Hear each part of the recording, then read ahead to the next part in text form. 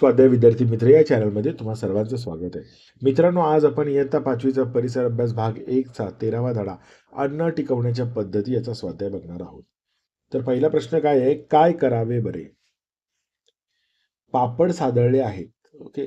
तर सादळलेल्या पापडांना वाळविण्यासाठी उन्हात ठेवावे.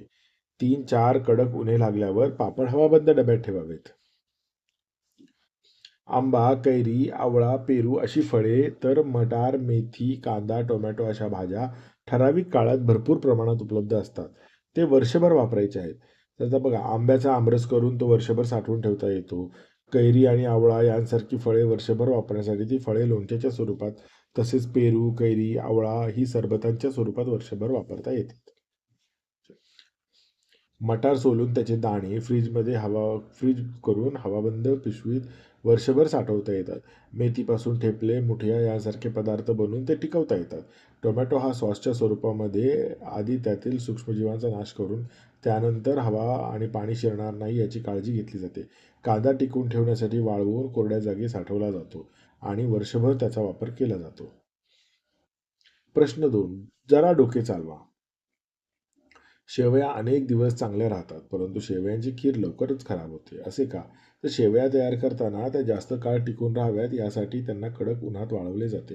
त्यामुळे त्यातील पाणी निघून जाते. शेवयातील पाणी पूर्णपणे निघून गेल्याने त्या अनेक दिवस चांगल्या टिकतात, परंतु शेवयांची खीर बनवताना त्यात पाणी, दूध या गोष्टींचा वापर केला जातो. या गोष्टी जास्त काळ टिकून राहू शकत नसल्याकारणाने शेवयांची खीर लवकर खराब होते. चूक की बरोबर ते सांगा आणि चुकीचे विधान दुरुस्त करून लिहा. पदार्थ उकळतो तेव्हा त्यातील सूक्ष्मजीवांचा नाश होतो. हे बरोबर आहे. सूक्ष्मजीव अन्नात वाढू लागले की आपले अन्न खराब होते. खराब होत नाही, तर हे चुकीचे आहे. तर सूक्ष्मजीव अन्नात वाढू लागले की आपले अन्न खराब होते. उन्हाळ्यात वाळवून ठेवलेले पदार्थ वर्षभर वापरता येत नाहीत, तर हे चूक आहे. उन्हाळ्यात वाळवून ठेवलेले पदार्थ वर्षभर वापरता येतात. फ्रीजमध्ये ठेवल्यामुळे अन्नाला ऊब मिळते, हे चूक आहे. तर फ्रीजमध्ये ठेवल्याने अन्नाला थंडपणा मिळतो. खालील प्रश्नांची उत्तरे लिहा.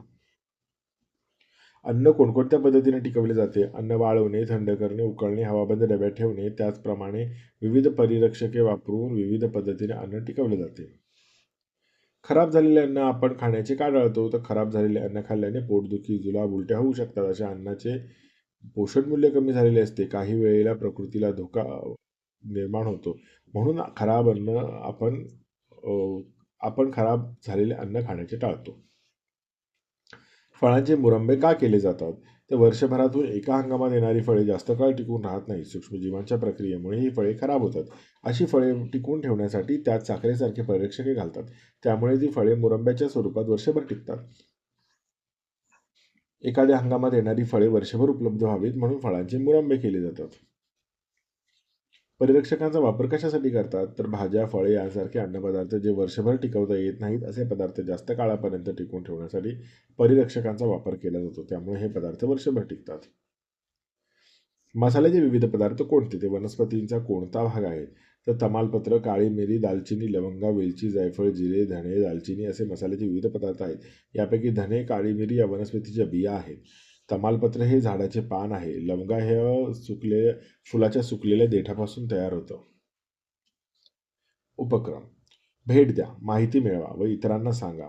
तर लोणची, पापड, सरबते बनवणारे गृहउद्योग यांना भेट द्यायचं आणि लोकांना सांगायचं पण याची माहिती. दूध, मासे किंवा फळे शीतकरण केंद्राला पण भेट द्यायला सांगितलेली आपल्याला. हा स्वाध्याय कसा वाटला हे मला कमेंट्समध्ये कळवा मित्रांनो. आणि जर व्हिडिओ आवडला असेल तर नक्की व्हिडिओ लाईक करा आणि असेच व्हिडिओ पाहायचे असतील तर आपल्या चॅनलला सबस्क्राईब करून बेल आयकॉन प्रेस करा. आणि पुढचा व्हिडिओ कोणता हवा आहे ते मला कमेंट बॉक्समध्ये कळवा. धन्यवाद.